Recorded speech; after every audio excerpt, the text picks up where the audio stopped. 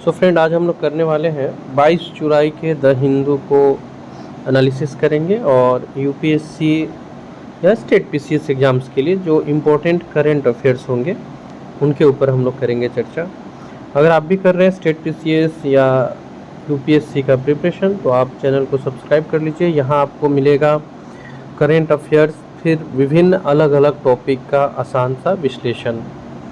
आज जब हम लोग द हिंदू का एनालिसिस कर रहे हैं तो एकदम फ्रंट पेज फर्स्ट पेज पे जो फर्स्ट न्यूज़ था वो थोड़ा सा सरप्राइजिंग था। जैसे कि न्यूज़ है कि जो बाइडेन ने अपने आप को प्रतियोगिता से अलग कर लिया है और कमला हैरिस की तरफ उनका झुकाव है। उन्होंने इशारा किया है कि हो सकता है कमला हैरिस उनके स्थान पे उनकी पार्टी की तरफ से लड़े।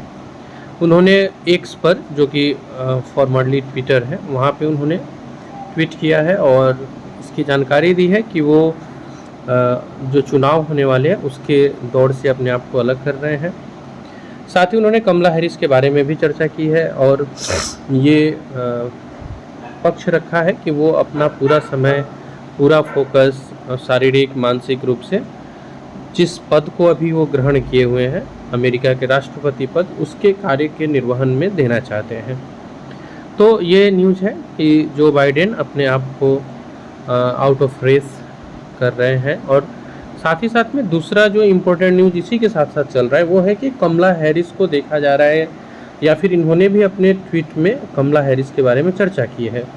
तो क्या कमला हैरिस को लेकर के बहुत ज़्यादा उत्सुकता है और कमला हैरिस आती हैं तो फिर भारत के साथ जो संबंध है वो भी वो जैसे कि भारत के ही मूलतः भारत के मूल वंश की ही है, तो वो इम्पोर्टेंट भारत के परिप्रेक्ष्य में भी हो जाता है। पिछले दिनों एक और शॉकिंग घटना आई थी जिसमें पूर्व राष्ट्रपति डोनाल्ड ट्रंप के ऊपर गोली चलाया गया था। तो अभी अमेरिका से भी दिन ब दिन एक एक इस तरह के न्यूज़ आते जा रहे हैं और ये फोकस्ड करने वाले हैं हमारे एग्ज़ाम की दृष्टि से भी। इस तरह के कुछ क्वेश्चंस बीपीएससी भी पूछ देती है। जैसे कोई एक पिक्चर अगर रहा है चर्चे में, ऐसा कोई पिक्चर आता है तो उसके बारे में कई बार पूछ दिया जाता है। तो वहाँ से ये जो पिक्चर है ये राउडी ऊँट का पिक्चर है और ये इसमें बस आपको इतना याद रखना है कि राउडी ऊँट जो है वो पाया जाता है गुजरात के कच्छ में। गुजरात का जो कच्छ है वहीं पे ये पाया जाता है। इसके बगल में एक न्यूज़ है जहाँ पे गवर्नमेंट ने जो उत्तर प्रदेश में कांवड़ यात्रा को लेकर के जो नेम प्लेट लगाने की बात कही है उसको लेकर के एक स्टॉर्मी सेशन हो रहा है।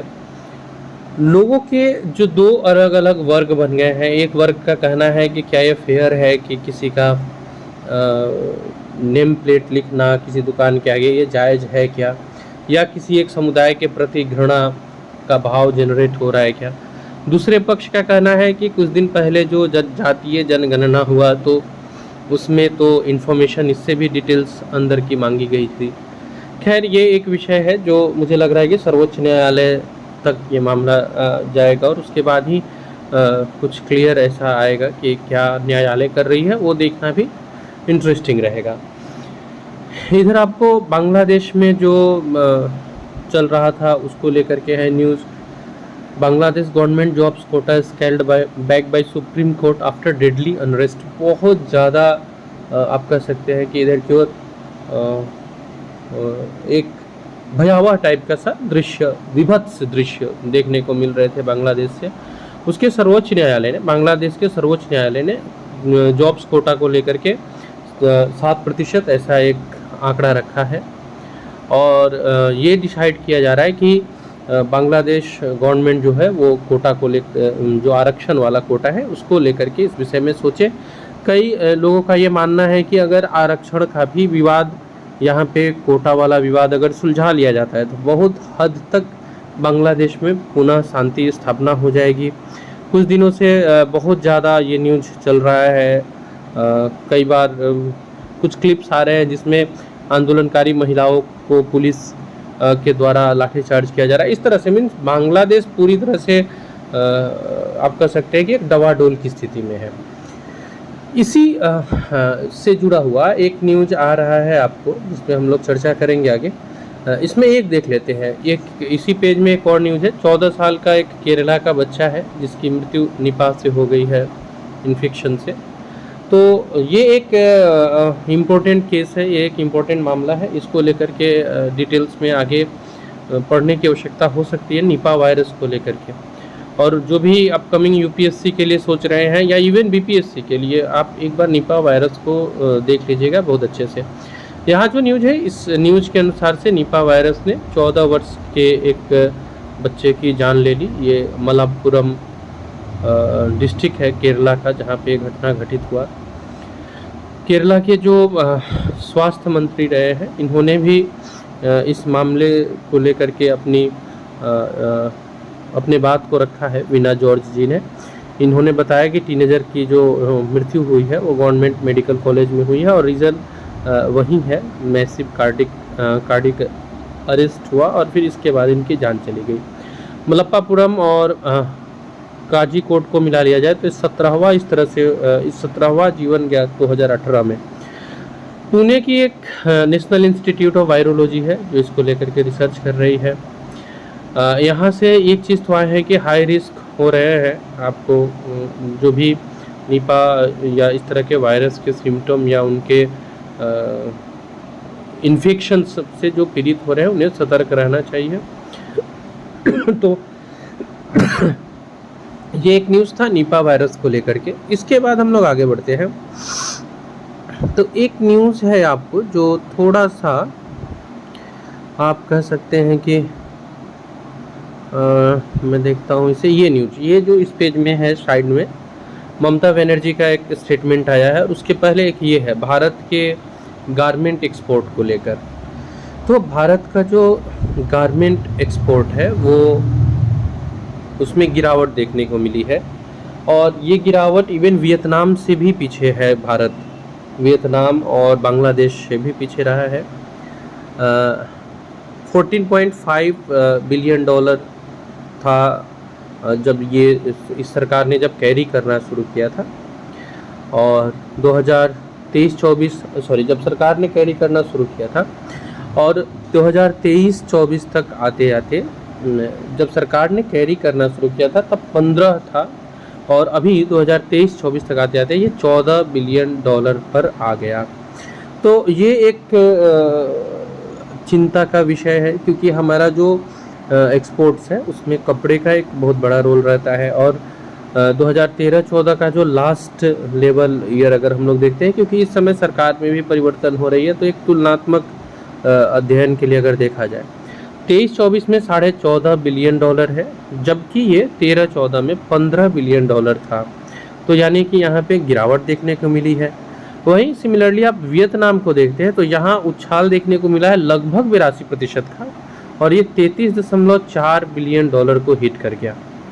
बांग्लादेश का अगर आप देखते हैं तो इसमें 70% की वृद्धि देखने को मिलती है और ये 43.8 बिलियन डॉलर पे चला गया। चाइना तो खैर एक्सपोर्टेड में 114 बिलियन को टच कर रहा है, तो ये तो एक अलग ही आंकड़ा है। पर ये सोचना है कि जो टेक्सटाइल्स को लेकर के योजना वगैरह भी लॉन्च हो रहा है, या टेक्सटाइल्स को जो एक्सपोर्ट में ये जो गिरावट आई है इसको लेकर के सरकार को सोचना पड़ेगा थोड़ा इस विषय में। रिसेंट मीन्स कल ही हमारा बजट भी रखा जाएगा, कल बजट सेशन भी होना है, तो वो भी बहुत इंटरेस्टिंग होगा और बजट के ऊपर हम लोग एक कंप्लीट सा वीडियो लेकर के आएंगे, आप वो मिस मत कीजिएगा। और इस तरह के अगर प्रिपरेशन या इस तरह की जानकारी आप रखना चाहते हैं तो चैनल को सब्सक्राइब कीजिएगा और उन लोगों के साथ ज़रूर शेयर कीजिएगा जो इस तरह के एग्ज़ाम्स का प्रिपरेशन कर रहे हैं या इस तरह के नॉलेज को रखना चाहते हैं, करेंट के सिचुएशंस पे अपनी नज़र रखना चाहते हैं, तो आप उन तक भी चैनल को ज़रूर पहुंचाइएगा। एक और न्यूज़ है इसी पेज पे साइड में कॉर्नर में, इधर आपको पश्चिम बंगाल के मुख्यमंत्री से जुड़ा हुआ एक न्यूज़ है। जैसे हम लोग ऊपर अभी कवर कर रहे थे कि बांग्लादेश में जो हालात है वो विभत्स पिछले कुछ दिनों से देखने के लिए आ रहे हैं। अब इसमें एक स्टेटमेंट आता है पश्चिम बंगाल के मुख्यमंत्री ममता बनर्जी का कि बंगाल जो है वो अपना रास्ता खोलेगा उन लोगों के लिए जो बांग्लादेश से आना चाहते हैं।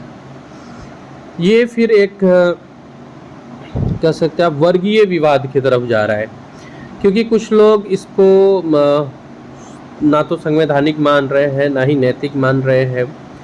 और ममता बनर्जी का ये जो स्टेटमेंट है, ये इसको लेकर के अभी दो वर्ग बटा हुआ है। हालांकि ये हमारे एग्ज़ाम के लिए बहुत ज़्यादा इम्पोर्टेंट नहीं है प्रीलिम्स की दृष्टि से। मेंस के लिए तो इस तरह के क्वेश्चंस प्रायः बनते हैं। रोहिंग्या मामला बहुत इम्पोर्टेंट रहा है।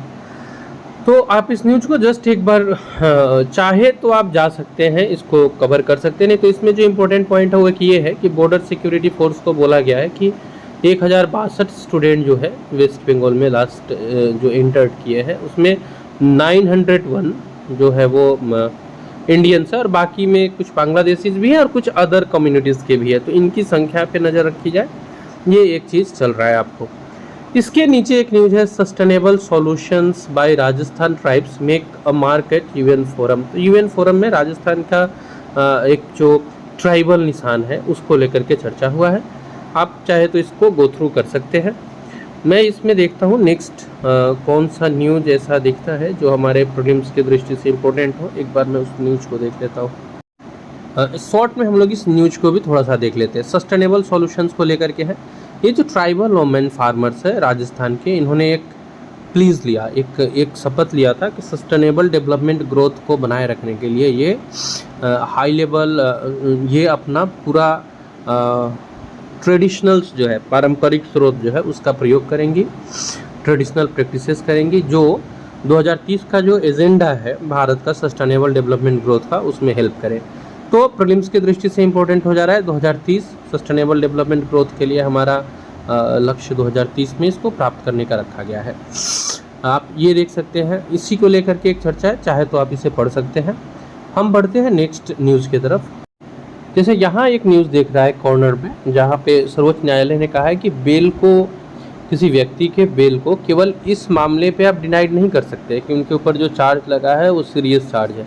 ऐसा नहीं है।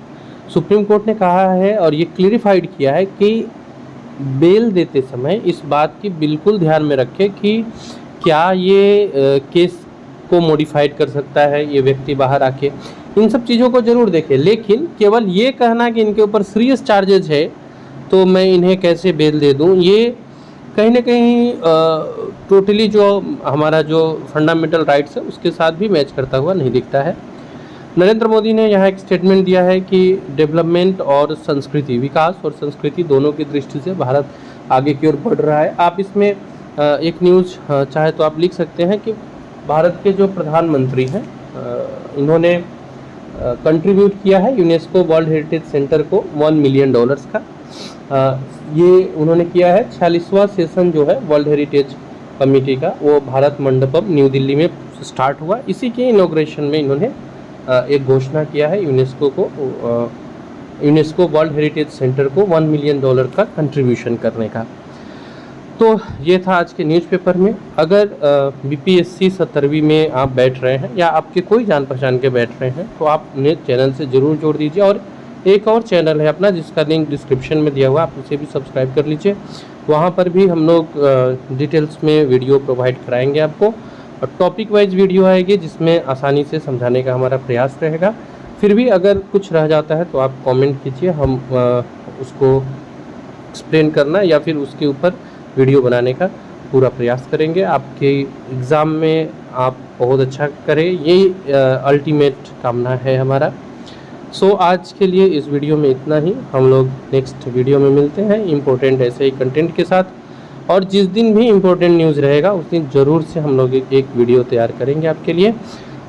जहाँ लगता है कि न्यूज़ में बहुत कुछ प्रीलिम्स की दृष्टि से नहीं है बहुत ज़्यादा इम्पोर्टेंट, तो फिर उसको स्किप करते हैं, क्योंकि इस प्रिपरेशन में टाइम का अपना एक वैल्यू होता है और मैं उस वैल्यू को ध्यान में रख कर के ही और भी नहीं प्रयास करता हूँ कि मैं बहुत ज़्यादा वक्त लूँ।